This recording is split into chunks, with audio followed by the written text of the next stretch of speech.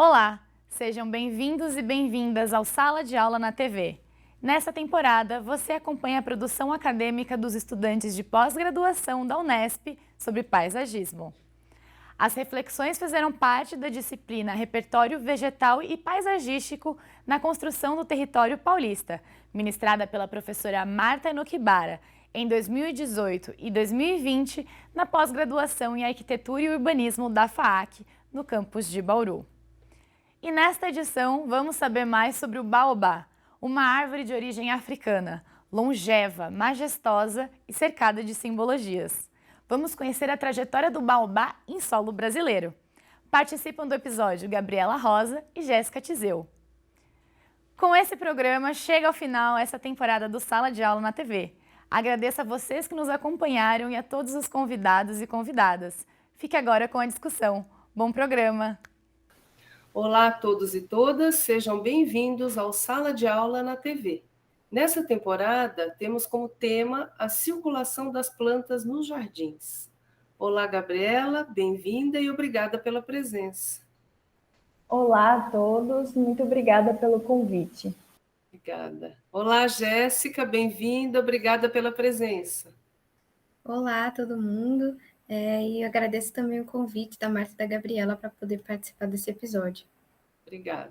Bom, pessoal, nós vamos conversar com vocês hoje sobre os resultados, de um dos trabalhos da disciplina Repertório Vegetal e Paisagístico na construção do território paulista, que teve como tema de trabalho a circulação das plantas nos jardins. O que consistiu esse trabalho? A partir do conteúdo teórico ministrado nas aulas, e da viagem didática realizada ao Rio de Janeiro, com a parceria da Fundação Parques e Jardins, isso para quem fez a disciplina em 2018, caso da Gabriela, e 2020, que foi o caso da Jéssica, foi totalmente online. Bom, então, a partir disso, os alunos deveriam escolher uma planta e investigar sua origem, como ela chegou ao Brasil, como ela se inseriu nas nossas praças, jardins e na arborização urbana, bem como também explorando seus aspectos culturais. Os resultados desses trabalhos, eles trazem uma pluralidade de olhares enriquecidos pelas diferentes áreas de formação dos alunos que participaram da disciplina. Arquitetura e urbanismo, caso da Jéssica, ecologia, caso da Gabriela, mas também tivemos alunos formados em engenharia agronômica e florestal. Hoje nós vamos falar sobre o baobá. Acho que pouca gente conhece essa árvore. Ela é considerada a árvore da vida. E no episódio de hoje, vocês vão entender o porquê. Não é isso, Gabriela? Isso mesmo, professora Marta. A gente vai colocar algumas imagens do baobá só para vocês terem uma ideia.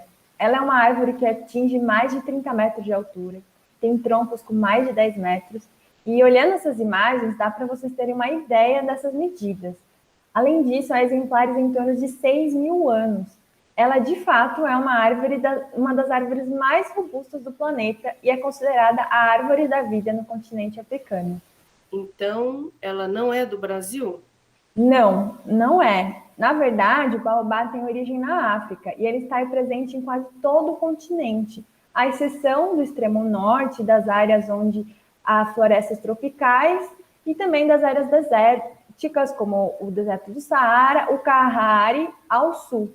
No mapa que vocês estão vendo aqui, vocês conseguem ter uma noção dessa distribuição. Acredita-se também que essa ampla ocorrência ela ocorreu devido à disseminação de suas mudas e sementes por grupos étnicos africanos, uma vez que os baobás eles são considerados árvores sagradas e ambientes de convivência social. Mas como assim sagrada, Gabriela? Qual é a relação dela com o povo africano? Você poderia explicar um pouco melhor isso para todos que estão nos assistindo?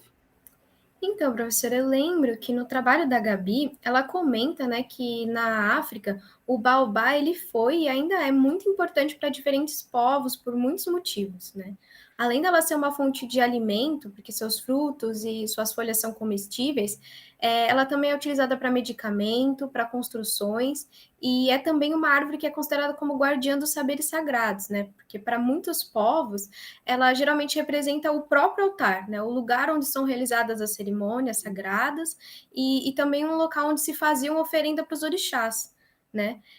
Pelo que eu me lembro, ela era símbolo da própria divindade, como para muitas culturas, né? Como a cultura iorubá.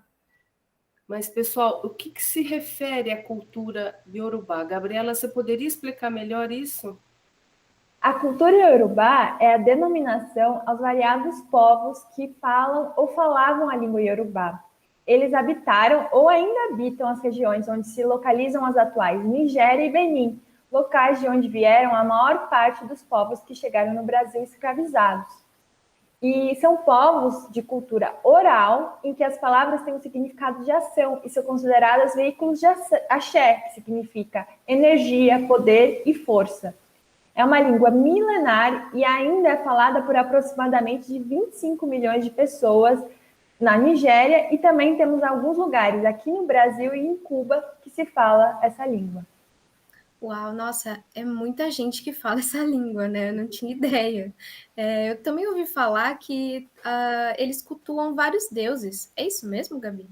Na verdade, não. Durante a minha pesquisa, eu conversei com um pai de santo de Candomblé e Umbanda, o Carlos Henrique, do terreiro Caboclo Sete Cachoeiras, que fica em Rio Claro, em São Paulo. E ele me esclareceu que desde o início da fundação do reino Iorubá, a mitologia dos orixás está presente.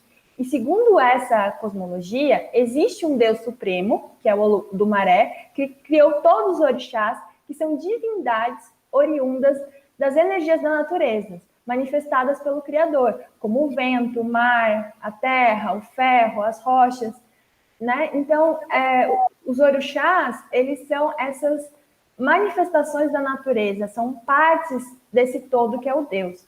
A gente tem a mais conhecida, por exemplo, né? Acho que todo mundo, os brasileiros já ouviram falar, que é a Iemanjá, que é a rainha do mar, por exemplo, né? Quando a gente pula as 7 ondas, faz essa referência.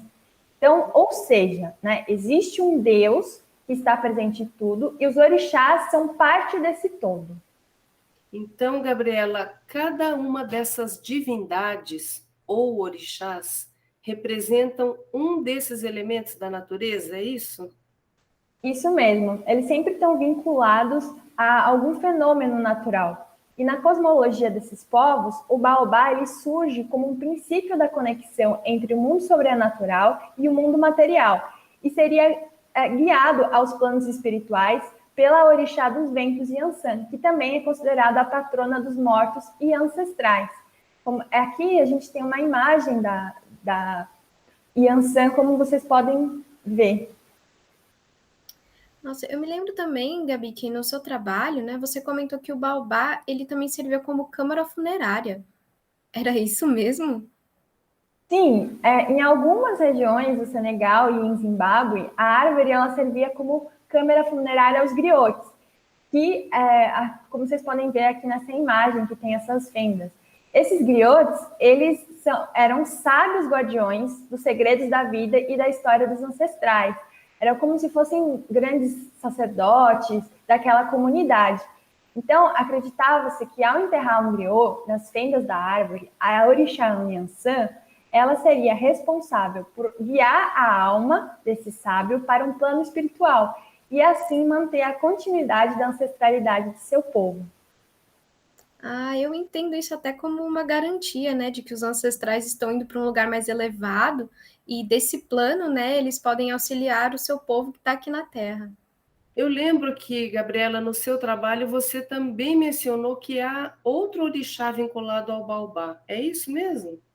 Sim, a árvore também é vinculada ao orixá Nanã, que é a mais antiga divindade das águas. Mas Iemanjá não é a orixá vinculada às águas? Não é, então, não é bem assim. Para cada tipo de água existem diferentes orixás. Então, Iemanjá ela é vinculada ao mar. Oxum é vinculada aos rios e cachoeiras. E tudo que for água parada, como lagos, pântanos, é vinculado a orixá Nanã. Ah, sim, agora entendi. Então, voltando agora ao Orixá Nanã, como disse anteriormente, ela é a mais antiga divindade das águas, fornecedora do barro, matéria-prima na criação dos humanos, segundo os Yorubás. O que faz com que ela tenha um papel mais do que de mãe, é um papel de avó. Assim, então, como acreditava-se que Nanã era uma anciã, né, e acolhia, alimentava, também se pensava isso do baobá, né, que é uma árvore que alimenta, cura, abriga e que tem longevidade milenar, reforçando essa ligação com a ancestralidade. Nossa, Gabi, eu lembro também que você reforçou, né, que para alguns povos da Nigéria, essa árvore também era muitas vezes associada a rituais de fertilidade. É isso? Sim, devido aos seus frutos, a árvore também está ligada à questão da fertilidade e a orixá Iá, que representa o poder feminino na possibilidade de gerar filhos, de intuir e também ser uma grande feiticeira. Agora, a gente sabe que o baobá é considerado uma árvore sagrada para muitos povos africanos, né? Existem outras árvores que são consideradas sagradas para eles? Sim, na verdade é importante destacar que para esses povos toda a natureza é sagrada, só que algumas árvores em específicos adquirem um significado especial. Então, alguns baobás, inclusive, eles eram identificados com ojá. Ojá é um tecido branco que é amarrado no tronco das árvores. E é o mesmo tecido que é usado como turbantes nos rituais. Então, ele serve tanto para ser usado em turbantes quanto para amarrar os troncos de árvores que têm algum significado para aquela comunidade. Aqui nas imagens a gente consegue ter uma noção de como que são esses ojás amarrados nas árvores. Então, aqui são 2 exemplares de baobás com esses ojás. Nossa, é muito legal mesmo isso, Gabi. Eu lembro também de você explicar, né, que qual era a função desse ojá envolto na árvore, né? No caso, acho que eram 3, né? Que era a contenção da energia espiritual que envolve a árvore, a delimitação do ambiente sagrado, né, que ela se encontra, e a consciência histórica da existência dessa ancestralidade naquela comunidade. Mas por que especificamente o baobá foi escolhido como uma dessas árvores sagradas? Se eu não me engano, são 7 árvores pilares da cultura iorubá, mas o baobá é uma das mais reverenciadas, talvez pela própria longevidade da árvore. A referência de exemplares, como foi dito, de 2 a 6 mil anos de idade. Mas nessas culturas, né, essa árvore tem esse nome mesmo, baobá, porque deve depender muito, né? Por exemplo, aqui no Brasil, uma mesma árvore pode ter diferentes nomes de acordo com cada região, cidade, cultura, né? Isso mesmo, professora Marta. Com essa árvore, a mesma coisa acontece. O próprio termo baobá vem de baobab, que é considerado uma palavra de um arabismo africano, ou seja, é uma palavra de origem árabe que foi adotado por algumas línguas africanas, como o senegalês, e também foi adotado pelo francês. E como aparece em alguns dicionários, como o dicionário eletrônico Aurélio. E aqui no Brasil, a gente acabou adotando o termo em francês. Porém, nos demais países de língua portuguesa, na África, como Angola, Moçambique, essa árvore ela é conhecida como emboeiro, imboeiro ou imbondeiros. Mas por que a adoção no Brasil da influência francesa? A gente não sabe ao certo, porém podemos hipotetizar que talvez pela influência da França no Brasil, no início do século XIX, pois vieram muitos viajantes naturalistas franceses para cá. Isso realmente é verdade, Gabriela. Inclusive, o baobá, né, cientificamente denominado Adansonia digitata, ele foi classificado e catalogado pelo naturalista e botânico francês Michel Adanson, que estudou e descreveu essa espécie durante a expedição que ele fez, né, a expedição científica ao Senegal, em meados do século XVIII, que eu me lembro muito bem que você destacou isso no seu trabalho. Sim, professora Marta, exatamente. Contudo, né, diferente da linguagem científica, nas culturas tradicionais, a nomeação das plantas ela leva em consideração o cheiro, sua cor, a textura das folhas, a reação com o toque e a relação com os próprios humanos. Então, na língua iorubá, o baobá ele é conhecido como Igiocé. É uma das árvores mais robustas do planeta e considerado a árvore da vida no continente africano. Faz jus, então, né, pessoal, o nome desse episódio, Baobá, a árvore da vida. Nossa, então é por conta de toda essa importância, né, dessa árvore, que muitos africanos fizeram a questão de trazer essa árvore consigo, né, porque é uma das hipóteses, né, de como o baobá chegou no Brasil, pelas mãos dos africanos escravizados que vinham nos navios negreiros, não era? Sim, exatamente, Jéssica. Conta-se, por exemplo, que um velho sacerdote da trilha de Ola, muito venerado em Senegal, teria distribuído muitas sementes de baobá para que pudessem ser plantadas como uma forma de resistir e fincar a terra africana nesse exílio estrangeiro que seria o Brasil. Então, elas vinham escondidas nos corpos dos africanos escravizados e chegavam aqui as primeiras sementes de baobás, né, como uma árvore sagrada, símbolo da África Mãe, que representava a esperança e o sonho de liberdade. Além disso, ela também passou a ser esquecida como árvore de esquecimento, porque há relatos de que antes de embarcar às Américas, os africanos escravizados foram obrigados a dar voltas em torno dessa árvore para esquecer qualquer memória de seu passado. Gabriela, eu acho importante a gente reportar ao que também foi, né, que você trouxe no seu trabalho, que não foram só, né, os africanos, como você explicou, que trouxeram as sementes, né? Algumas também foram trazidas por membros da elite social e também acadêmica, né? Em Pernambuco, por exemplo, acredita-se a introdução do baobá também pelo médico Joaquim d'Aquino da Fonseca em 1872 e pelo professor, aí mais recentemente, José Pereira Leite, da Universidade Federal Rural de Pernambuco, que nos anos de 1990 trouxe várias sementes do baobá quando ele retornou de Guiné-Bissau e dos quais foram feitas muitas mudas, sendo espalhadas em vários locais do Recife e do estado. Ah, do jeito que brasileiro é, né? Cheio de ir atrás de mudas, né? Com certeza essa árvore já está espalhada pelo Brasil todo.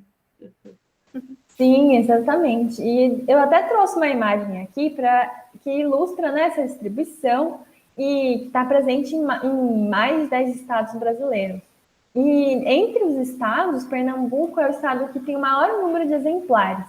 E o município de Ipojuca é com maior concentração delas. E um dos exemplares mais antigos. Tem um de 350 anos. E essa árvore, né, por conta disso, se tornou o símbolo dessa cidade. Recife e Olinda, elas foram grandes receptoras e distribuidoras nacionais de africanos escravizados para várias regiões do país. Então, acredita-se que a alta concentração desses espécimes arbóreos se deve também, pois em 1850, no Porto de Galinhas, ele se tornou um porto clandestino, improvisado de comercialização de africanos escravizados. Porque desde 1861, o tráfico foi proibido por lei, mas lá continuou. Então, acredita-se que talvez seja por isso que seja Pernambuco o estado com maior concentração de baobás.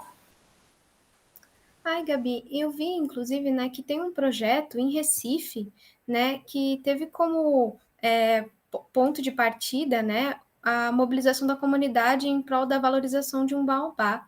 Esse projeto ele faz parte de um projeto maior, né, que é o projeto do Parque Capibaribe, né, que é um projeto de um parque linear que está sendo construído nas margens desse rio e que corta a cidade do Recife. Né? Nele, né, tem o Jardim do Baobá, ou só Baobá, né, como ele foi batizado pelos cidadãos recifenses. Né? Esse jardim tem cerca de 2.200 metros quadrados e ele foi aberto ao público em 2016.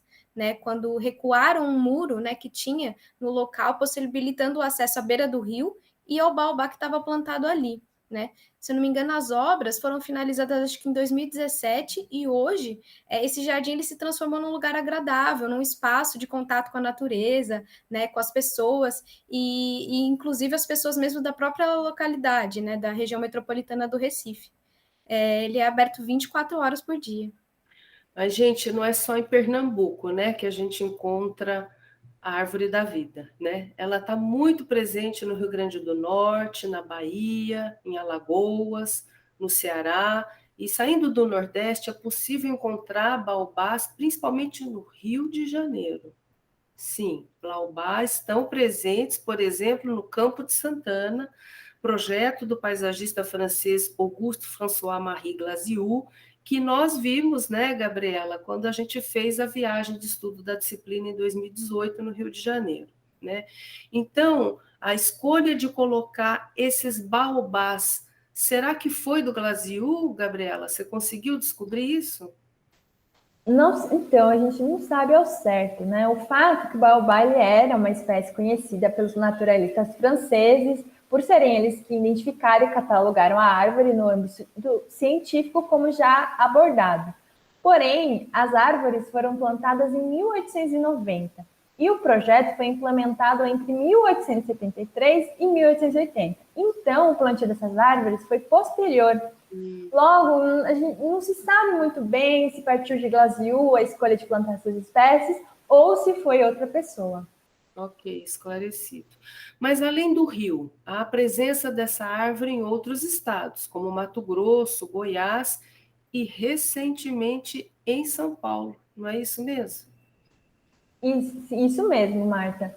No estado de São Paulo, só muito recentemente a árvore se fez presente nas cidades de São José dos Campos e na capital. Em 11 de abril de 2005, por exemplo, o primeiro exemplar da espécie que se tem registro em São Paulo foi plantado no Parque Ibirapuera, em frente ao Museu Afro-Brasil.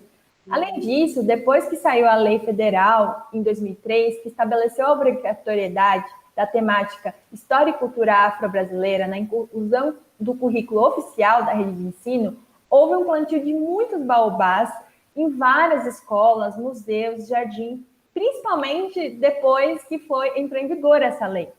Mas com certeza deve ter muitas outras baobás em terreiros de candomblé e umbanda que a gente ainda não tem registro, né? Nossa, essas histórias todas sobre o baobá são encantadoras, né? Mas assim, além, né, de toda essa riqueza cultural, eu me lembro também que o baobá ele se encontra num livro, né, que é O Pequeno Príncipe, que é um dos meus livros favoritos da vida, né? Eu tenho aqui até 2 exemplares que eu leio sempre que eu posso, porque é realmente muito encantador, né? Fascinante esse livro. Mas nele, né, a árvore, ela é tida como uma praga, né, porque dada essa dimensão gigantesca que vocês estão comentando, né, ela poderia destruir o planeta do príncipe e seria catastrófico, né, como ele mesmo comenta. Aliás, né, a gente acredita que o escritor, né, do livro do Pequeno Príncipe, tenha se inspirado num baobá que se encontra na cidade de Natal, no Rio Grande do Norte, né? Lá é o maior exemplar, né, de baobá que nós temos no Brasil, e ele tem a circunferência de 19,5 metros. Bom, essa árvore, né, ela ficou conhecida como o baobá do poeta, pois acredita-se a ela, né, a fonte de inspiração do autor, que é o Antoine de Saint-Exupéry, ao escrever e desenhar a parte destinada aos baobás na sua obra O Pequeno Príncipe. Mas será que isso é verdade mesmo, gente? Então, alguns fatos mostram ser possível tal correlação, porque durante as décadas de 20 e 30, Saint-Exupéry conheceu Natal e foi hóspede da proprietária do terreno onde se encontra o baobá de Lagoa Seca, também conhecido como baobá do poeta posteriormente. Então, a árvore teria sido a ele apresentada pelo aviador Jean Mermoz, que é considerado o pioneiro da aviação comercial na travessia do Oceano Atlântico.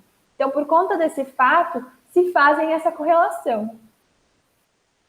Olha só, então, além do Pequeno Príncipe, né, que eu não sei se as pessoas sabiam, né, do Baobá e o Pequeno Príncipe, pudemos ver nesse episódio as várias histórias ligadas ao Baobá, também presente em vários mitos, lendas, contados pelos griots, né?